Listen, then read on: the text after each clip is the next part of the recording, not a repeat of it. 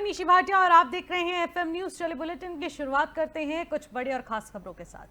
प्रधानमंत्री नरेंद्र मोदी ने पीएम किसान सम्मान निधि की 17वीं किस्त जारी कर दी है, जिसमें देश भर के 9.26 करोड़ से अधिक पात्र किसानों को 20,000 करोड़ रुपए की सम्मान राशि सीधा उनके बैंक खातों में डीबीटी के माध्यम से ट्रांसफर कर दी गई है। उनमें उत्तराखंड के लाभार्थी किसानों को 167.08 करोड़ रुपए की धनराशि उनके खातों में डीबीटी के माध्यम से हस्तांतरित किए गए हैं।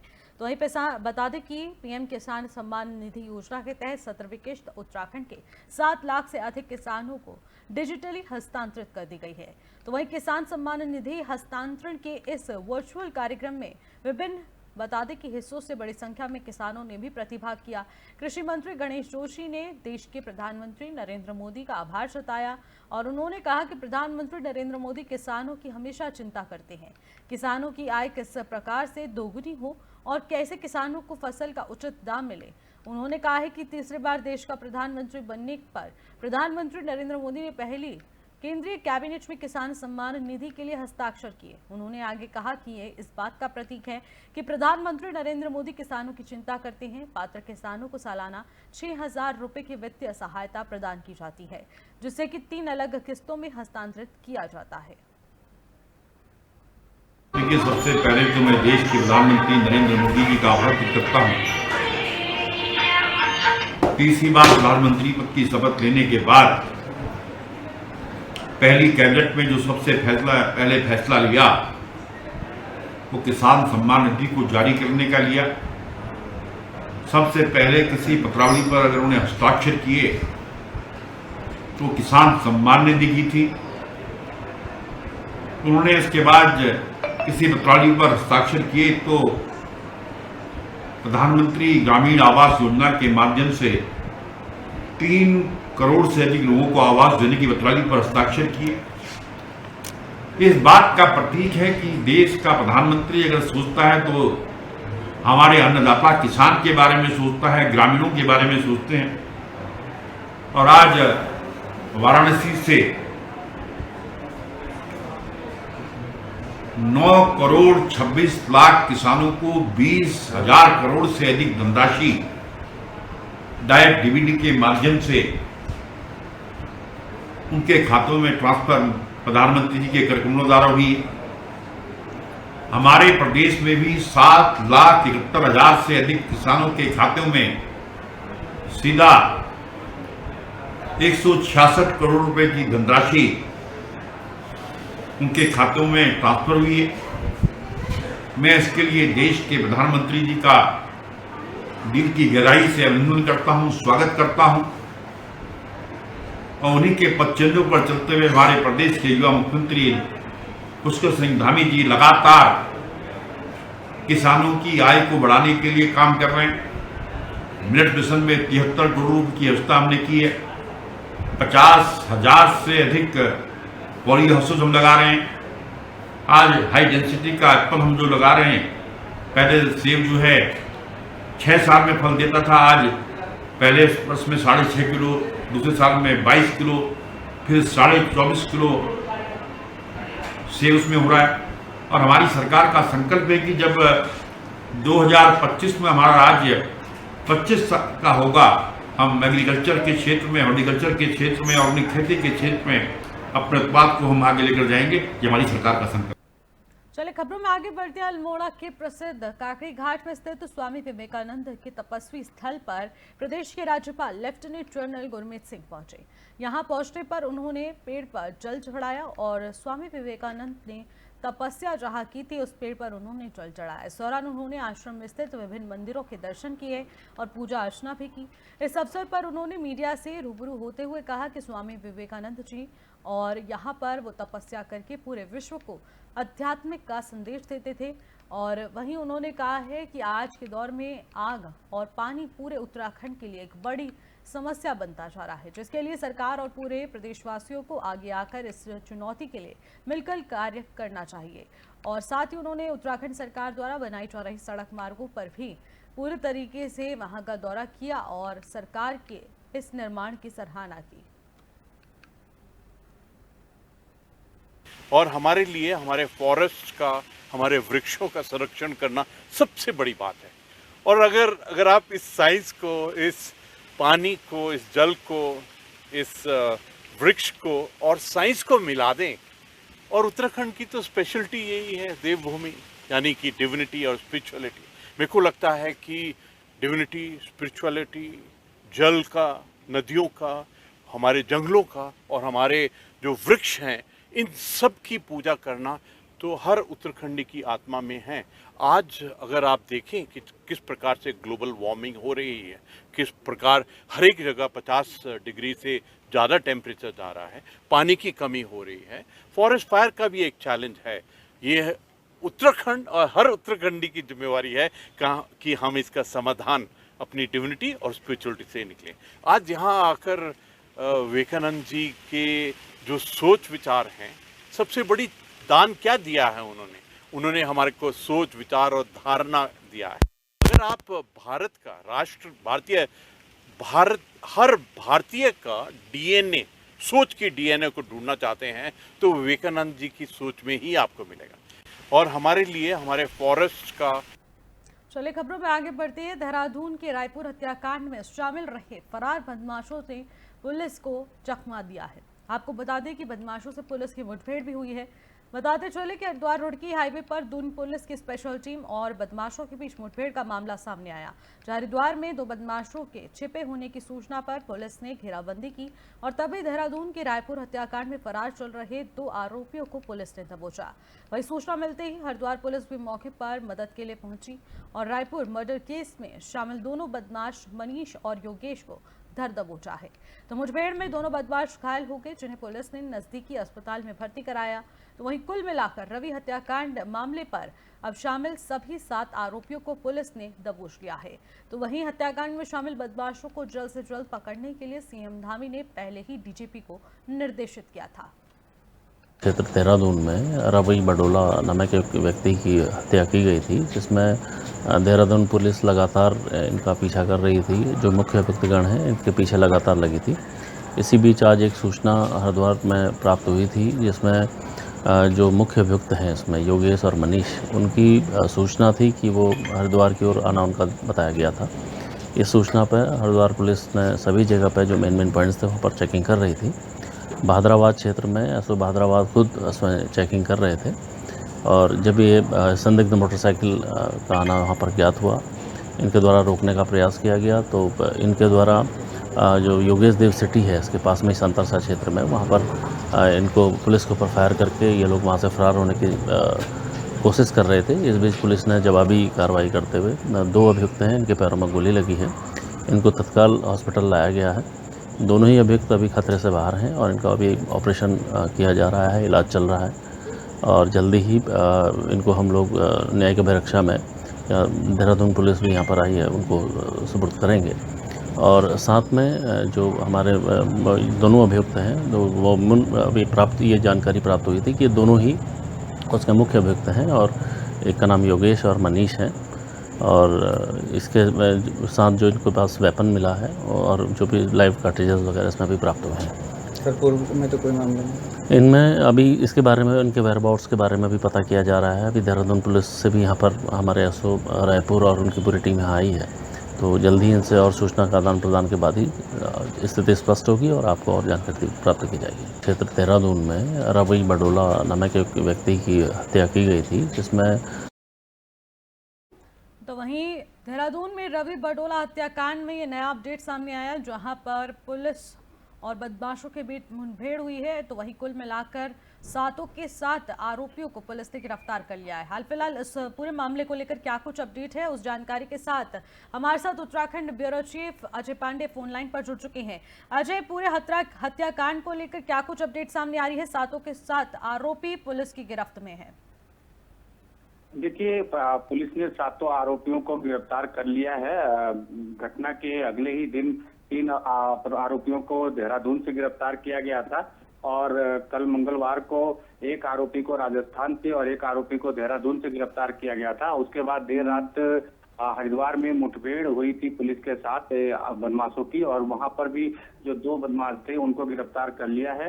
दोनों बदमाशों के पैर में गोली लगी है और उनका इलाज चल रहा है। इसके साथ साथ इस गोलीकांड में जो बदमाशों ने यहाँ हत्या की थी उसमें 2 लोग घायल हैं पहले से, उनका भी इलाज चल रहा है और एक व्यक्ति की मौत हो गई थी उसी समय घटना गिरी।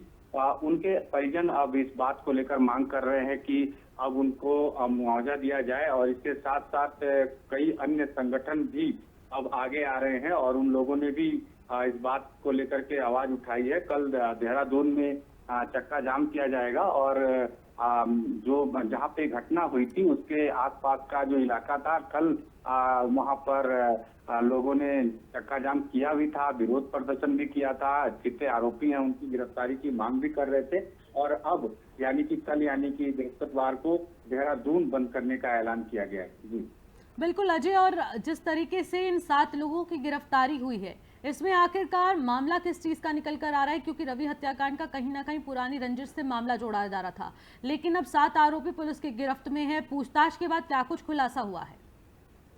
देखिए, जिन लोगों को गोली लगी है पहले उनसे जब पुलिस ने बातचीत की थी तो उन्होंने यही बताया था कि क्योंकि सभी लोग एक दूसरे को जानते थे तो इस वजह से वो उनके आवाज की तरफ जा रहे थे, लेकिन बीच में किसी ने ये बात अफवाह फैला दी थी कि ये जो लोग उनके पास आ रहे थे वो हत्या करने के इरादे से आ रहे हैं और हथियार के साथ आ रहे हैं। ऐसे में दूसरी पार्टी ने पहले ही गोलीबारी करना शुरू कर दिया।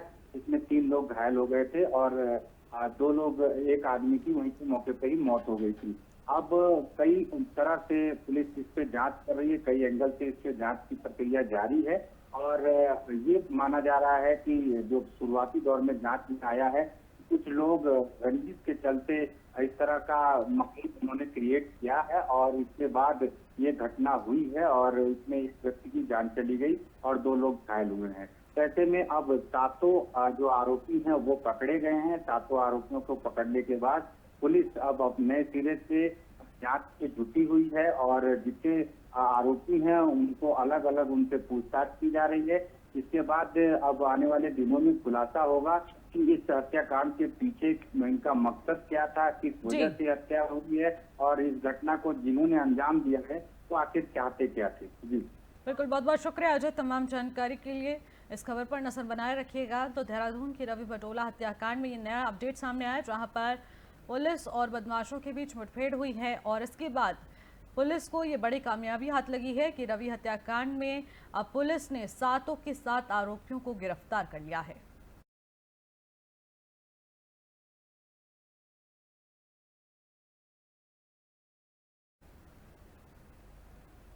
चलिए खबरों में आगे बढ़ते हैं। मंगलौर विधानसभा में उपचुनाव होने वाले हैं और चुनाव की तिथि नजदीक आती जा रही है और उसी प्रकार प्रत्याशी भी लोगों में जाकर अब उनसे वोट की अपील कर रहे हैं। आपको बता दें कि एक ओर मौसम की गर्मी तो वहीं दूसरी ओर मंगलौर में होने वाले उपचुनाव से मंगलौर विधानसभा का माहौल गर्म हो चुका है।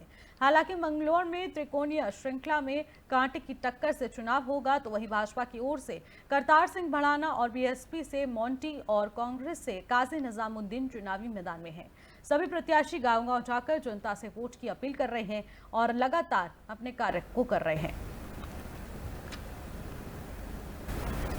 ये चुनाव के बारे में ये कभी नहीं कहा जा सकता। हम तो चुनाव लड़ने वाले हैं, चुनाव लड़ रहे हैं। जनता से हमारा काम वोट मांगने का है। दूसरा कौन है इससे हमें कोई मतलब नहीं। हर दल आएगा, बहुत से लोग आज़ाद हिंदुस्तान है, कोई चुनाव लड़े।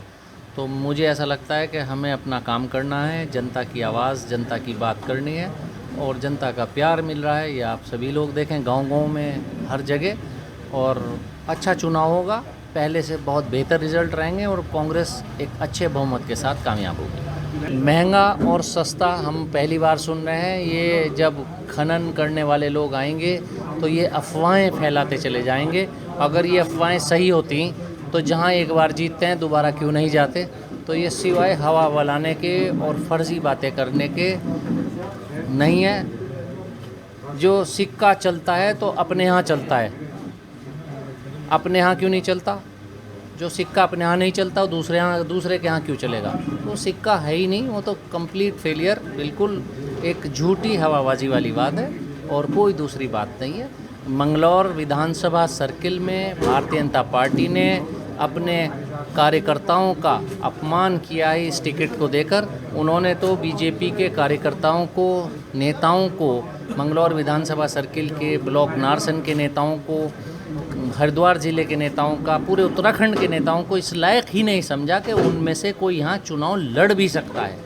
तो अगर ये टिकट जो फरीदाबाद से लाकर बीजेपी ने दिया है, ये तो वहाँ कामयाब नहीं, तो यहाँ क्या क्या मामला? कांग्रेस यहाँ पर पहले ही मजबूती के साथ में लड़ती है और हमेशा, क्योंकि कांग्रेस के पास में इस प्रदेश का सबसे बड़ा और राष्ट्रीय नेता इस मंगलौर विधानसभा का प्रतिनिधित्व करता आते रहते हैं, तो कहीं ना कहीं कई बार समीकरणों में हल्की फुल्की कोई नाराज़गी हो जाती है घर परिवार में। तो पिछला रिजल्ट उस वजह से थोड़ा अप डाउन हो गया, मगर अब की बार मंगलौर की विधानसभा में ऐतिहासिक जीत होगी और कांग्रेस पार्टी, माननीय हमारे जो कैंडिडेट कांग्रेस के हैं माननीय श्री काजी निजामुद्दीन से कम 8 से 10 हज़ार वोटों के मार्जिन से अब की बार चुनाव जीतने जा रहे हैं। मंगलौर में देखो, जो बीजेपी के द्वारा यहाँ पर कैंडिडेट घोषित किया गया, उसको आप भागम भाग वाली मूवी का अक्षय कुमार भी घोषित कर सकते हो, क्योंकि वो कभी खतौली जाते हैं, कभी राजस्थान चले जाते हैं, कभी फरीदाबाद चले जाते हैं, तो उनकी कोई वैल्यू नहीं है। उन दोनों भाइयों की छवि इस पूरे देश में एक भगोड़ों की घोषित हो चुकी है कि वे कहीं पर भी जाए और चुनाव लड़े और वहाँ से भाग जाए। इस मंगलौर विधानसभा की ये सम्मानित जितनी भी जनता है, ये अच्छी तरीके से समझती है कि हमारे बीच में अगर कोई हक हकूक़ की हमारी लड़ाई लड़ेगा और किसानों की और विधानसभा में आवाज़ को बुलंद करने का काम करेगा, चाहे वो विधानसभा की विभिन्न समस्याएं हो, चाहे वो जैसे कि हमारे माननीय विधायक जी ने बताया कि बिजली की समस्या हो, किसानों की बात हो, रोजगार की बात हो,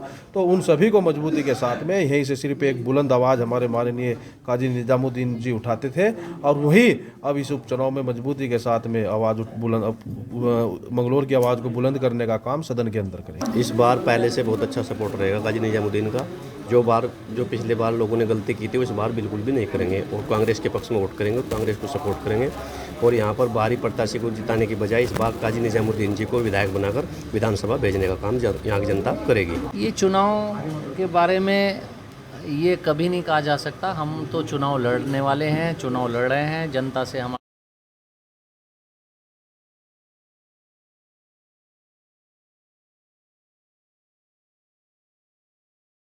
बता दें, उपचुनाव से पहले सरगर्मियां तेज हो चुकी हैं। उपचुनाव को लेकर उत्तराखंड में तैयारियां जारी हैं। तो वहीं ज्यादा जानकारी के साथ उत्तराखंड ब्यूरो चीफ अजय पांडे भी हमारे साथ सीधे लाइव जुड़ चुके हैं। अजय, क्या कुछ जानकारी निकलकर सामने आ रही, क्योंकि उपचुनाव है और साथ ही साथ 2 विधानसभा सीटों पर यह उपचुनाव होना है और उसको लेकर अभी हाल फिलहाल उत्तराखंड में तैयारियां किस तरीके से चल रही है? देखिए, सभी राजनीतिक दलों ने अपने अपने स्तर से प्रत्याशियों के नाम का ऐलान कर दिया है और कांग्रेस की ओर से आज एक प्रत्याशी मंगलौर विधानसभा सीट से जो है वो नामांकन करने जा रहे हैं। अब से थोड़ी देर बाद में वो हरिद्वार कलेक्ट्रेट में नामांकन करेंगे। इसके साथ साथ बीजेपी के और कांग्रेस के जो अन्य प्रत्याशी हैं, जो बद्रीनाथ विधानसभा सीट से प्रत्याशी हैं और मंगलौर से प्रत्याशी हैं, वो लोग आगे अगले दिनों में नामांकन करेंगे। उसके लिए दोनों पार्टियों ने तारीख तय कर दी है। 22 तारीख को जो कांग्रेस के प्रत्याशी हैं बद्रीनाथ से, वो नामांकन करेंगे। इसी तरह से 22 तारीख के बाद ही बीजेपी के प्रत्याशी हैं वो भी नामांकन करेंगे। दोनों ही दलों की ओर से अपने अपने प्रत्याशियों को चुनाव में जितवाने के लिए वरिष्ठ नेताओं का जो पैनल है वो भेजा जा रहा है। वो लोग विभिन्न क्षेत्रों में जा करके वहां अपने पार्टी के पक्ष में प्रचार करेंगे। बीजेपी ने 40 स्टार प्रचारकों की लिस्ट घोषित की है और इसी तरह से कांग्रेस की ओर से कहना है कि कांग्रेस के जो वरिष्ठ नेता हैं वही उनके स्टार प्रचारक हैं, जो प्रत्याशी हैं वही उनके स्टार प्रचारक हैं। तो वो लोग जाकर के वहां अपने पक्ष में मतदान की जनता से अपील करेंगे। देखिए, प्रशासन की ओर से सभी तैयारियां पूरी हैं और सभी जिला मुख्यालयों में दोनों जगहों पर, हरिद्वार में और चमोली में, दोनों जगह पर जिला मुख्यालय में नामांकन को लेकर के सभी जो तैयारियां हैं, जो औपचारिकताएं हैं वो पूरी हैं और दोनों ही जगह पर जो प्रत्याशी हैं वो जाकर के नामांकन दर्ज करा रहे हैं। देखिए, मुख्य मुकाबले को लेकर के जो चर्चा है, जो बातें कही जा रही है, वो कांग्रेस और बीजेपी के बीच ही दोनों जगह पर मुकाबले हैं। लेकिन जो हरिद्वार में मंगलौर विधानसभा सीट है, वहां पर ये जो सीट थी ये बसपा के पास थी और बसपा से जो विधायक थे वो इस समय वो दिवंगत हैं और उनकी जगह पर उनके बेटे को बिल्कुल बसपा ने बिल्कुल अजय, प्रत्याशी यही बनाया है। देखने को मिल रहा है। मंगलौर में त्रिकोणीय मुकाबला होने वाला है, कांटे की टक्कर होने वाली है। बीएसपी के प्रत्याशी मैदान में है, कांग्रेस बीजेपी के प्रत्याशी मैदान में है। ऐसे में मंगलौर सीट पर त्रिकोणीय मुकाबला होने वाला है, कांटे की टक्कर। जी हाँ, बिल्कुल। देखिए, सबसे बड़ी और महत्वपूर्ण बात यह है कि राज्य गठन के बाद से लेकर के अब तक जितने चुनाव हुए हैं, मंगलौर विधानसभा सीट पर भारतीय जनता पार्टी ने अभी तक खाता नहीं खोला है और भारतीय जनता पार्टी के जो प्रत्याशी हैं हमेशा वो पीछे रहे हैं। तो ऐसे में ये जो सीट है ये कांग्रेस के पास रही है, बसपा के पास रही है, लेकिन भाजपा के पास अभी तक नहीं रही है। तो इसी को देखते हुए भाजपा ने एक बड़ी रणनीति तैयार की है और जो स्टार प्रचारकों की जो लिस्ट है, 40 स्टार प्रचारक हैं, इसमें से अधिकांश स्टार प्रचारक वो मंगलौर में जाकर के चुनाव प्रचार करेंगे, मुख्यमंत्री वहां पर जाके प्रचार करेंगे। इसके अलावा अन्य जो प्रत्याशी हैं वो लोग जो पार्टी के जो पदाधिकारी हैं वो जाकर के प्रचार करेंगे। और बद्रीनाथ सीट पर चूंकि कांग्रेस के पास ये सीट इस समय थी और वहां से राजेंद्र भंडारी विधायक थे, वो इस समय भाजपा में है और भाजपा ने उनको टिकट दिया है। तो ऐसे में वो सीट भी कड़े मुकाबले के रूप में वहां पर भी देखा जा रहा है, क्योंकि कांग्रेस का ये कहना है कि राजेंद्र भंडारी ने क्षेत्रीय जनता को धोखा दिया है और धोखा देकर के वो भाजपा में शामिल हुए हैं। तो कुल मिलाकर के दोनों विधानसभा उपचुनाव को लेकर के सियासी सरगर्मी यहाँ उत्तराखंड में तेज हो गई है और सभी राजनीतिक जो दल हैं और तमाम जो निर्दलीय प्रत्याशी हैं वो दमखम के साथ चुनावी मैदान में उतर रहे हैं। जी बिल्कुल। और बद्रीनाथ विधानसभा सीट की बात की जाए जहां पर उपचुनाव होने वाला है, तो वहां पर क्या कुछ स्थिति देखने को मिल रही है? क्योंकि इस बार निर्दलीय प्रत्याशी नवल खाली भी मैदान में उतरे जो कि पत्रकार हैं। जी हाँ, बिल्कुल। देखिए, जैसा कि अभी मैं बता रहा था कि तमाम जगह पर निर्दलीय प्रत्याशी भी पूरे दमखम के साथ उतर रहे हैं। अभी लोकसभा चुनाव के दौरान आपने देखा है कि कई जगह पर निर्दलीय प्रत्याशियों ने काफी अच्छा मार्जिन एकत्र किया है, उनके प्रति भी जनता का रुझान रहा है। जैसे टिहरी लोकसभा सीट में निर्दलीय प्रत्याशी की जो वोटिंग का प्रतिशत रहा है वो काफी अच्छा रहा है। तो ऐसे में अगर निर्दलीय प्रत्याशी दमखम के साथ चुनाव मैदान में उतरते हैं और जनता का उनके पास अच्छा समर्थन जाता है, जनाधार उनके प्रति बढ़ता है, तो जाहिर है कि ये जो अन्य राजनीतिक दल हैं, जो प्रतिष्ठित राजनीतिक दल हैं, जो लंबे समय से इन क्षेत्रों में प्रतिनिधित्व करते हैं, उनके लिए एक खतरे की घंटी भी जरूर हो सकती है, क्योंकि ये प्रत्याशी अगर चुनाव नहीं जीतते हैं तो ये अन्य दलों के नेताओं के चुनाव में हार जीत को लेकर के बड़ा उलटफेर जरूर कर सकते हैं। तो ऐसे में बद्रीनाथ विधानसभा सीट से निर्दलीय प्रत्याशी भी चुनावी मैदान में है। राजेंद्र भंडारी चूंकि इस समय बीजेपी में है, वहां से हैं। इसी तरह से लखपत बुटोला कांग्रेस की ओर से अधिकृत प्रत्याशी हैं, तो वो भी 22 तारीख को अपना नामांकन दर्ज करेंगे। तो वो भी मजबूती के साथ चुनाव मैदान में उतरने की बात कह रहे हैं। तो कुल मिलाकर के दोनों ही सीटों पर जो चुनाव हो रहा है वो दोनों ही सीटें राजनीतिक दलों के लिए, खास तौर पर जो भाजपा और कांग्रेस के लिए है, प्रतिष्ठा का सवाल है। जी बिल्कुल। इस खबर को लेकर दोबारा मैं आपका रुख करूंगी अजय पांडे, लेकिन आप लगातार अपडेट हम तक पहुंचाते रहिएगा क्योंकि बेहद महत्वपूर्ण हो जाता है, क्योंकि उत्तराखंड में 2 सीटों पर उपचुनाव होने वाला है और दोनों ही सीटें बहुत ज्यादा महत्वपूर्ण होती हैं। एक है बद्रीनाथ, दूसरी है हरिद्वार की मंगलौर। दोनों ही सीटों पर काफी कड़ा मुकाबला देखने को मिलेगा, कांटे की टक्कर देखने को मिलेगी। तो वहीं अगर बात की जाए मंगलौर की, तो त्रिकोणीय मुकाबला अब मंगलौर में देखने को मिलेगा, क्योंकि वहां पर आज तक जब से उत्तराखंड का गठन हुआ है उसके बाद से बीजेपी का खाता वहां नहीं खुला है। इस बार बीजेपी पूरे दाव के साथ ही कह रही है कि मंगलौर सीट हमारे नाम हो सकती है। लेकिन दूसरी तरफ अगर लोकसभा चुनाव 2024 के नतीजों को देखें तो निर्दलीय प्रत्याशी लगातार काम करते हुए नजर आए हैं, जो कि वोट काटने का काम बहुत अच्छे तरीके से करते आए हैं और जनता का समर्थन भी निर्दलीय प्रत्याशियों को काफी मिला है। जिस तरीके से टिहरी से बॉबी पवार को देखा कितने अच्छे वोट मिले, अब उसी तरीके से अब बद्रीनाथ में भी निर्दलीय प्रत्याशी लगातार जनता के बीच अपना जिसे कहेंगे भरोसा जताते हुए नजर आए हैं। ऐसे में चुनावी समीकरण क्या कहेगा वो उपचुनाव में जो मतगणना होगी उसके बाद स्पष्ट हो जाएगा।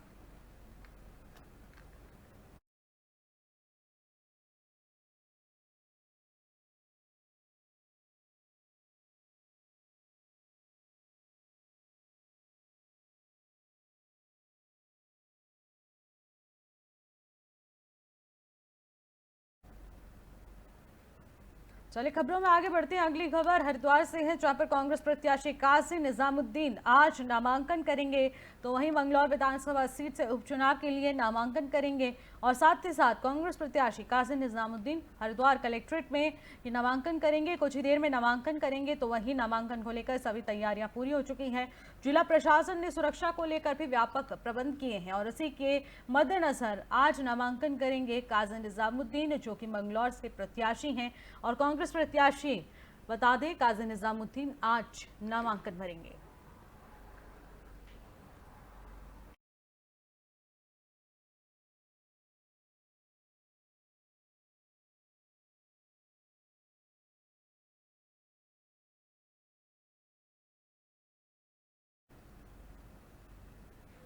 फिलहाल इन खबरों में बस इतना ही। देश और दुनिया की तमाम बड़ी खबरों के लिए आप देखते रहिएगा FM न्यूज़। नमस्कार।